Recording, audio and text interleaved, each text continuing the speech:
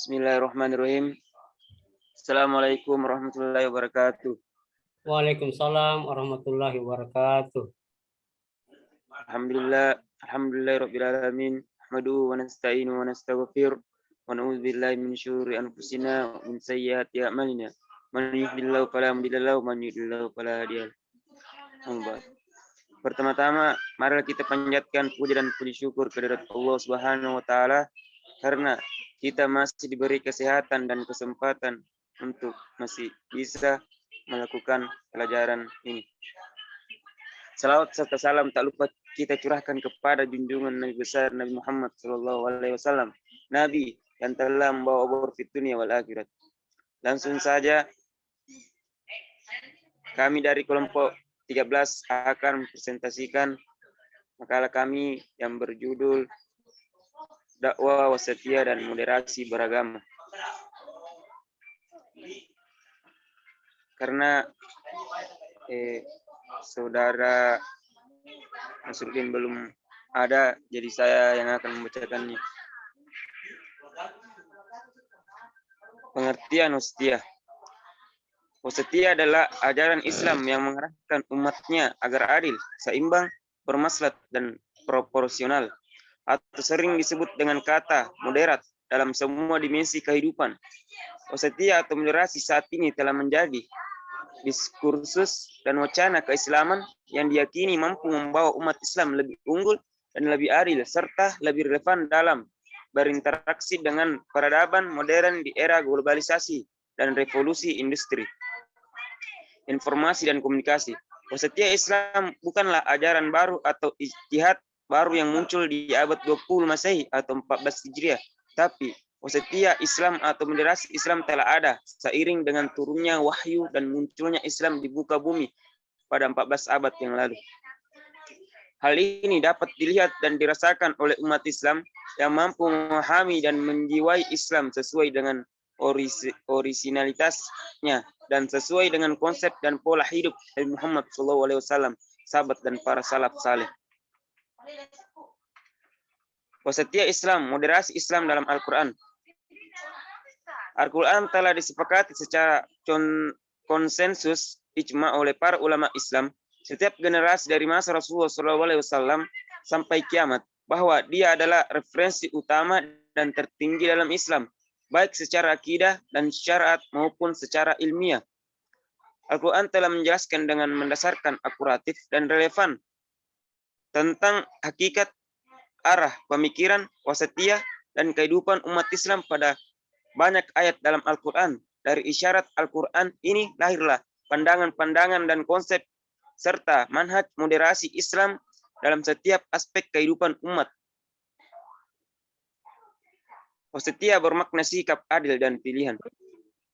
Demikian pula kami telah menjadikan kamu umat Islam, umat yang adil dan pilihan agar kamu menjadi saksi atas perbuatan manusia dan agar Rasulullah menjadi saksi atas perbuatan kamu.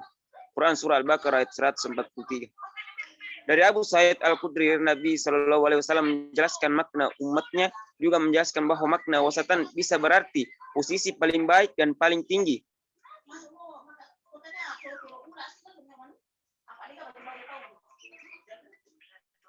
Menurut Ibnul Jauzi, maksud ayat ini ada 3 makna. Pertama, terkait dengan sholat yang terletak pada pertengahan.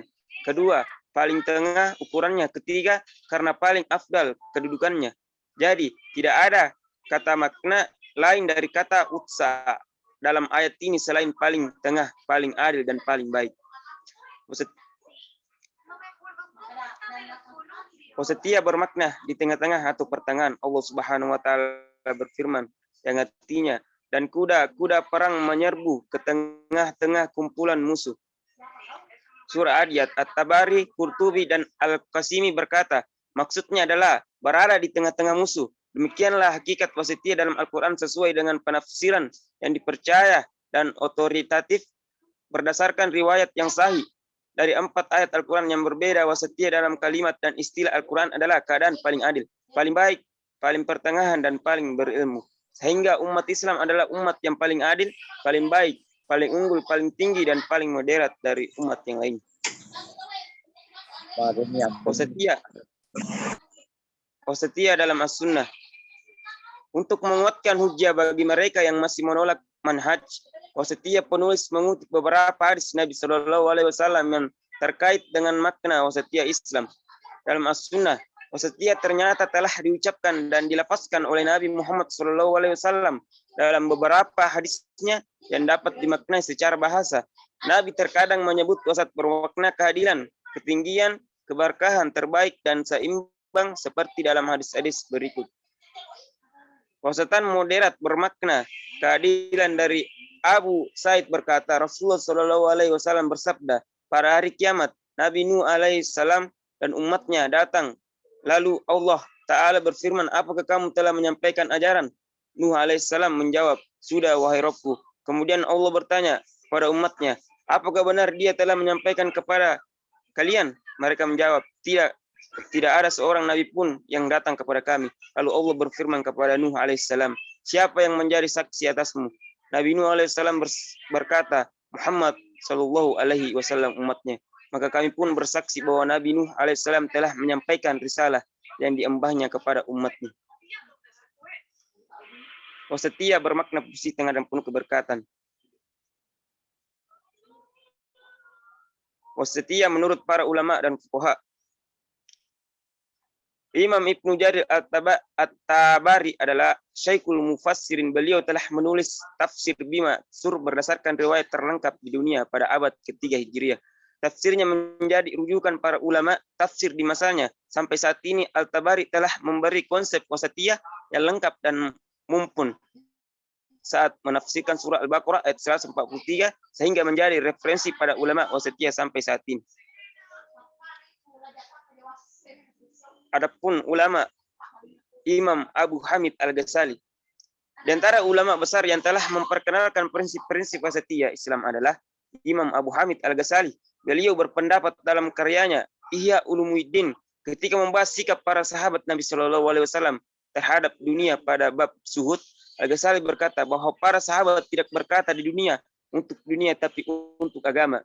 Para sahabat tidak menerima dan menolak dunia secara keseluruhan atau secara mutlak. Dalam masalah belajar dan mengajar, Al-Ghazali melihat bahwa seorang muslim harus dan wajib belajar dan mengajar bahwa keduanya adalah salah satu ibadah yang paling besar di dunia dan keduanya tidak bisa dilakukan kecuali berinteraksi dengan manusia.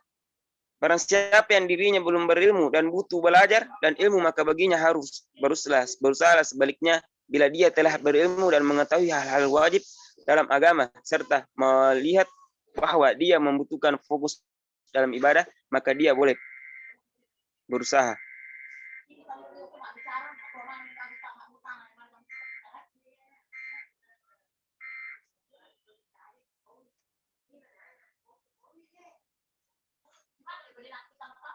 Selanjutnya,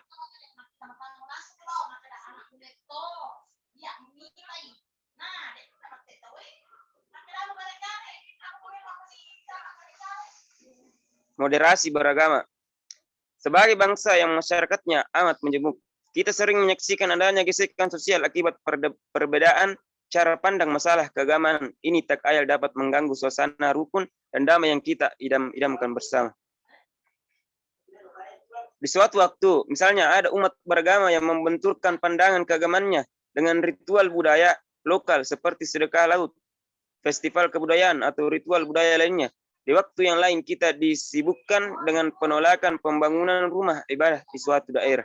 Meski syarat dan ketentuannya sudah tidak bermasalah, karena umat mayoritas di daerah itu tidak menghendaki masyarakat pun jadi berkelahi. Demikian dilansir dari Kemenak. Lalu, bagaimana? Nah,